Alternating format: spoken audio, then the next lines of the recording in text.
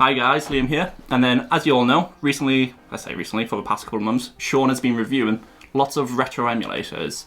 And personally, that doesn't appeal to me. I don't really have the need for a retro emulator. It's not something which I would like to do, but something which I have wanted to do is convert a PSP Go into a retro emulator. So I found a PSP Go. Here it is. It was on Facebook Marketplace for £30, so an alright price. And then I went around trying to convert it, and I thought it was going to be easy. I found lots of links. I have got a link to put in the description, so if you want to do it yourself, click on that and follow it.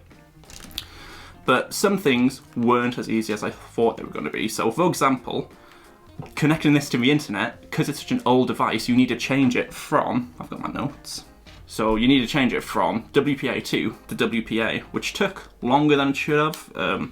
You don't really need to connect it to the internet either, because you can just download everything on your PC and move it all in via memory card, or just plug the PSP directly into your PC, which is fine. And as for the memory card, I really struggled to find one which fitted, so it's got a very specific Sony type which goes in there. And I went on Amazon, I went on some different websites, and I ordered a few, and they said fits in PSP Go, and only one of them did. So that's something to be aware of. However, again, don't really need it. It's only got 14 gig of memory on the device itself, but for retro emulation, that's all you really need to do. And yeah, and that's it done. So I always liked the PSP Go. I think it's a really nice, pocket-sized, handy device. It is a little bit slow now, but Sean would do the proper review in just a couple of minutes. I just need to remember how to turn it on. So it does this. It goes on the watch, the clock. Oh, there we go. And then I've only downloaded pretty much Game Boy games, because when you have ROMs, you can only download the ROMs of the games you have. And I only played Game Boy, so that's another reason I never really fancied a retro emulator, because for me to play a PS1 game now, just wouldn't. I just don't think I'd enjoy it. Nintendo 64 possibly. I did try to download Nintendo 64 games on this. Doesn't work that well. But what I'll do now, I think that's covered everything, is I'll pass it over to Sean, and he can do an actual review as a retro emulator. Yeah, so I had a PSP back in the day, but I've never actually used the Go. So this is kind of going to be now the part of the video where I talk about the hardware of it and just the first impressions and feel, really. Now, Liam got this for 30 quid, £30. I shouldn't say quid for those of you outside of the UK. So about £30, which is around about between $20 and $25. So it's a really good price in that respect. That's an anomaly. Normally they retail for about £70 to £80, so bear that in mind.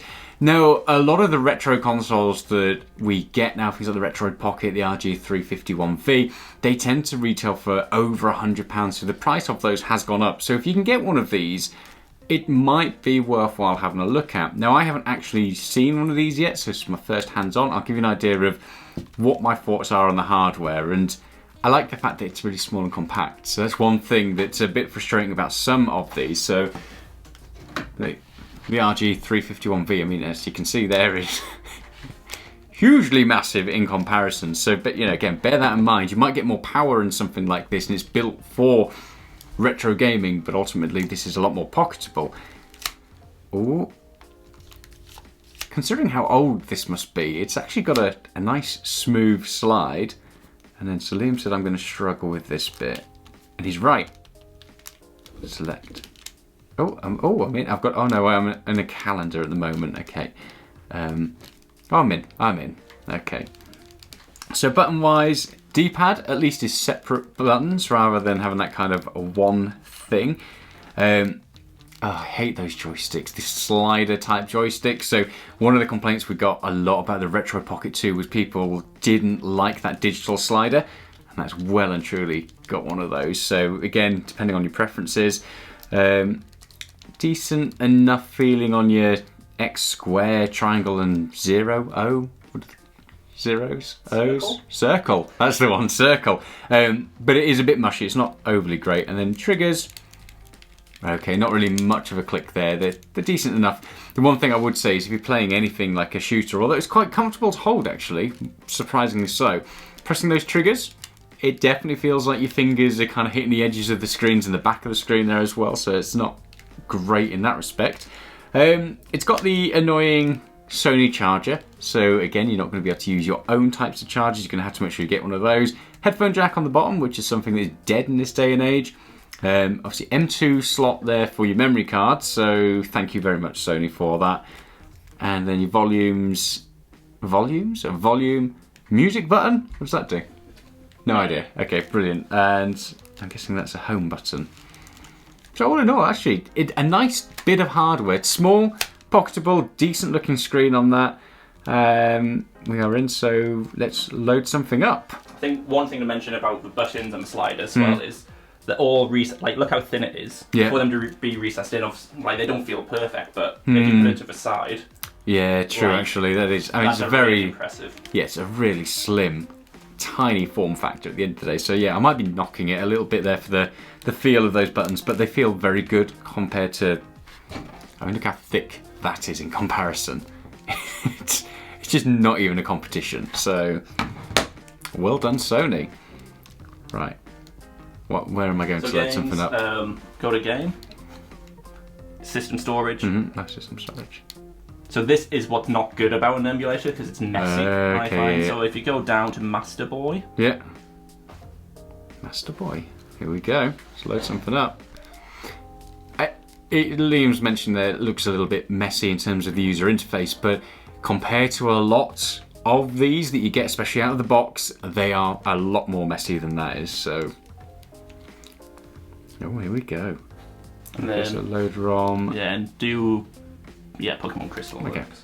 So some of the ROMs I found didn't work very well, and I don't know how to fix that. So I'll just have to re-get them. But. So this is a very much out-of-the-box experience. Liam's followed that link that we've got in the description below. Hasn't done any tinkering with it, but it's working, and it's playing Pokemon. And it's got the cheats. You can do cheats on it, which blew my mind. I've not done it, but you can speed it up. Can you remember? Oh, yeah. When you're doing Pokemon and you're walking around, it takes ages. Yeah. You can double time it on that. Okay, yeah, so you've got your traditional retro sort of emulator stuff on there where you can speed up things, skip things as well, so that's nice. And I assume save states and everything as well. So, you know what, even just doing Game Boy on this and Game Boy Advance, to have that and then to be able to have it in this nice small form factor, if you can get it for a decent enough price, then that sounds good to me. Now, one thing to note is it doesn't play PSP games, which is annoying, and that's because of the way it connects to the internet and everything else. Liam's had a real struggle, and because it's digital only, it kind of throws a spanner in the works. Now, I'm assuming you'll be able to go out and download them kind of manually and just have a play around with it, so you're probably able to get PSP games on there. It just means you'll have to do a lot more tinkering. So bear that in mind. If you're going to go out there and think, well, actually, I'd be able to play loads of PSP games really easily and just download the games from the PSP store, it's not quite that simple. But if you're after something that's a nice little retro console, I could definitely see this being worthwhile playing, especially since it snaps down nice and small like that, and you can slam it in your pocket or anything else. So slam it in your pocket. Slam it in your pocket. How do you put things in your pocket? Gently. Gently. Well, I don't. In case I miss. Slam. I have a lot of broken phones. So that's the PSP Go. Actually, at £60 to £70 or $60, $70 that it seems to be able to pick them up for in the US, I'd say it's a harder sell just because it's harder to get the PSP games on there. If you go into it knowing how to get all of those games on there, and you want to use it as a retro console, this isn't actually too bad of a deal. It's decent enough feeling, it's nice, it's small, it's slammable for your pocket, and I like it. I really like it. So yeah, not a full review, but just to kind of give you an idea of whether or not I think on first impressions this hardware could be worth it at that sort of cost, and I'd say yeah, worthwhile going for. Considering how much prices for these and other retro games emulators are shooting up at the moment, they are becoming very, very expensive. However, if you are looking to do anything like Nintendo 64 on this or some of the higher end retro gaming, it's probably not going to be able to do it. But something like this, at least it's built for it, so therefore you're probably going to have more of a chance to. So that's it. If you've got any questions about this, throw it in the comments down below, and Liam will do his best to answer those in the future. And if you want to see us do anything else with this, so if you want to see us do a deeper dive into the retro console side of it, let us know in the comments as well. But in the meantime, hit that like and subscribe button, and we'll be back in the future with some more content.